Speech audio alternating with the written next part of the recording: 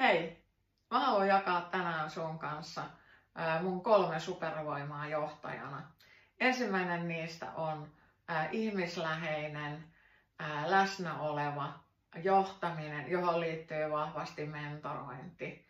Mä koen, että kaikki lähtee siitä, että sä saat sun tiimisi menestymään ja pystyt mentoroimaan, auttamaan jokaista tiimiläistä kasvamaan ja löytämään itsestään ne supervoimat, joilla me pystytään yhdessä luomaan sitten yritykselle menestystä.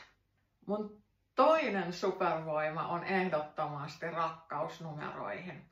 Mulle numerot ei ole vain numeroita. Numerot kertoo tarinan. Numeroiden takana on ihmiset. Numeroiden takana on tekemistä, toimintaa. Ja niiden kautta jokaisen johtajan pitäisi tuntea oma bisneksensä ja löytää sieltä ne kasvun mahdollisuudet.